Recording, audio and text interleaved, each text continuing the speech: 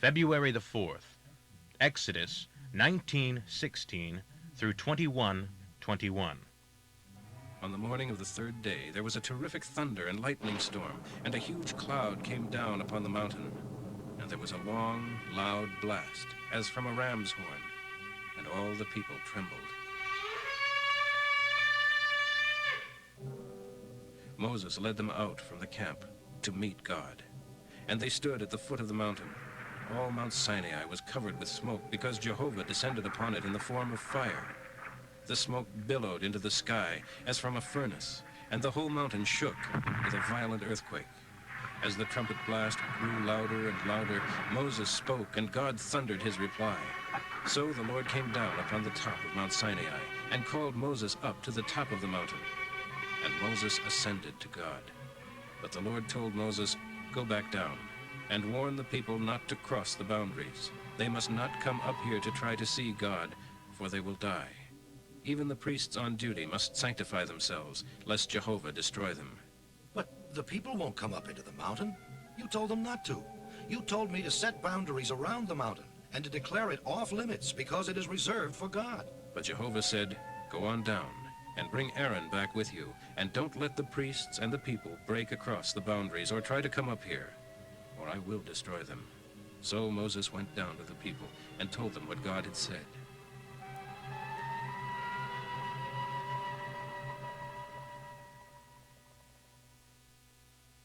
Then God issued this edict.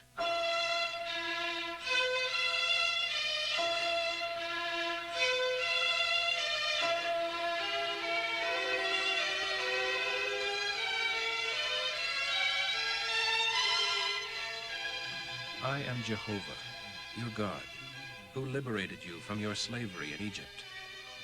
You may worship no other God than me.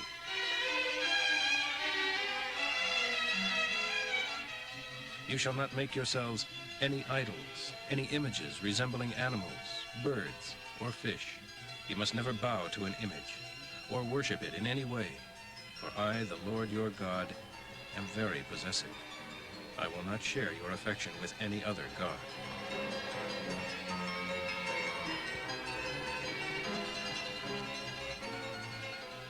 And when I punish people for their sins, the punishment continues upon the children, grandchildren, and great-grandchildren of those who hate me. But I lavish my love upon thousands of those who love me and obey my commandments. You shall not use the name of Jehovah your God irreverently, nor use it to swear to a falsehood. You will not escape punishment if you do.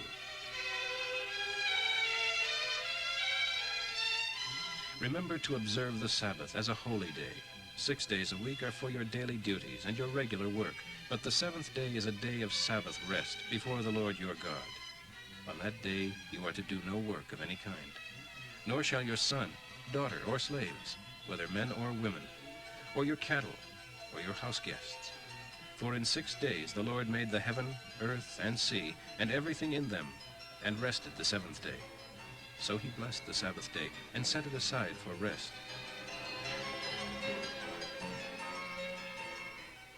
Honor your father and mother, that you may have a long, good life in the land the Lord your God will give you. You must not murder. You must not commit adultery. You must not steal. You must not lie. You must not be envious of your neighbor's house, or want to sleep with his wife, or want to own his slaves, oxen, donkeys, or anything else he has.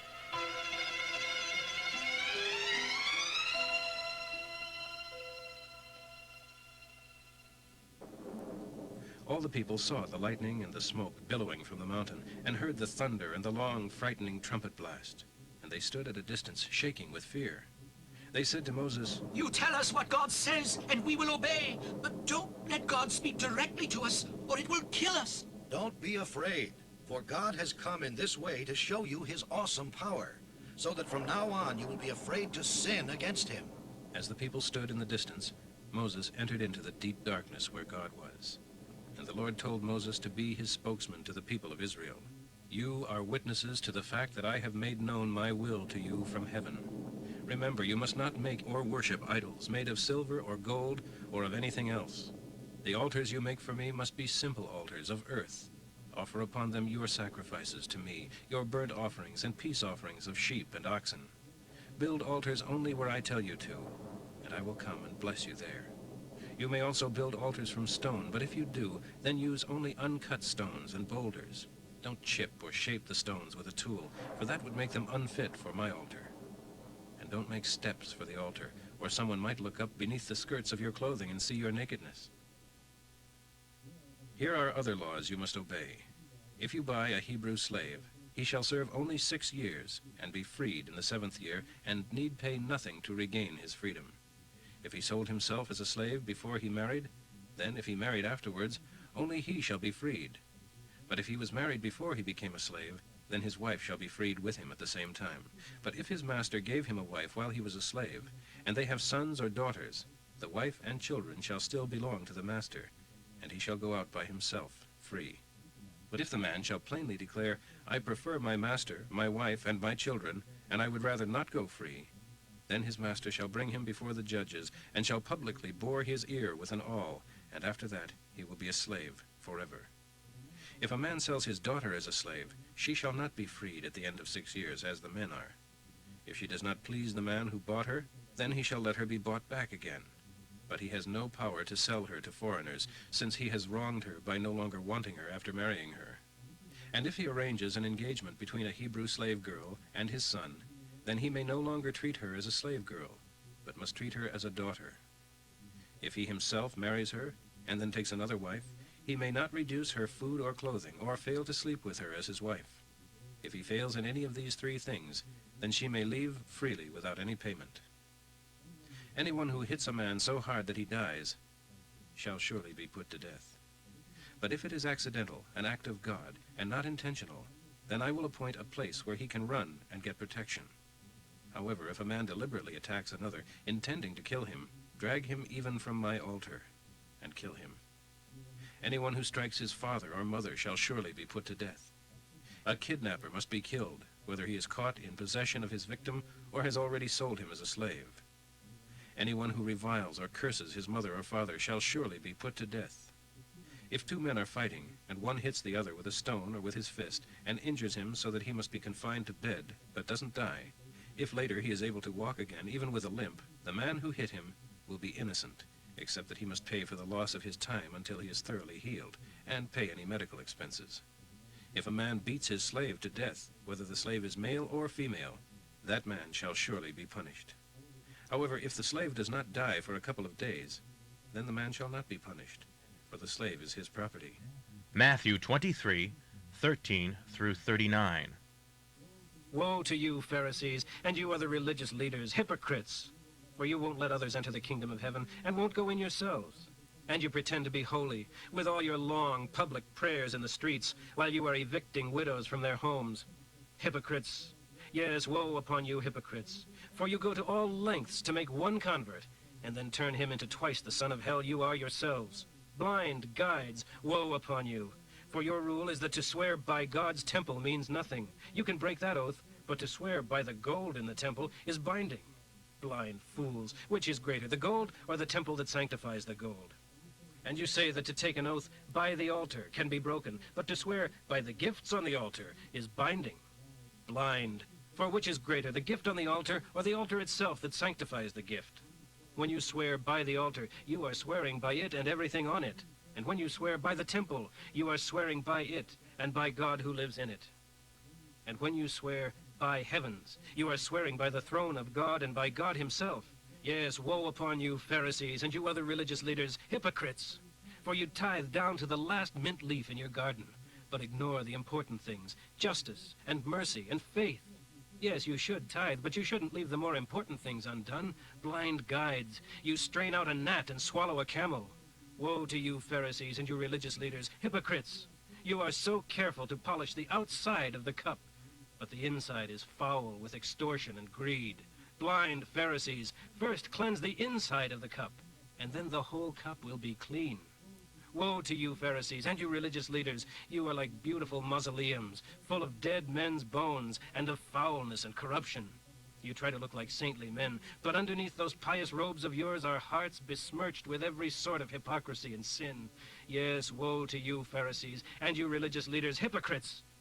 For you build monuments to the prophets killed by your fathers, and lay flowers on the graves of the godly men they destroyed, and say, we certainly would never have acted as our fathers did. In saying that, you are accusing yourselves of being the sons of wicked men, and you are following in their steps, filling up the full measure of their evil. Snakes, sons of vipers, how shall you escape the judgment of hell?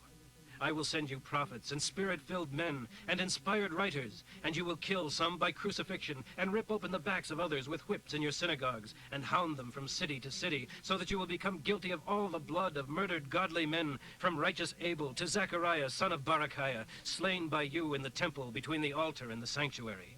Yes, all the accumulated judgment of the centuries shall break upon the heads of this very generation. Oh, Jerusalem, Jerusalem, the city that kills the prophets and stones all those God sends to her.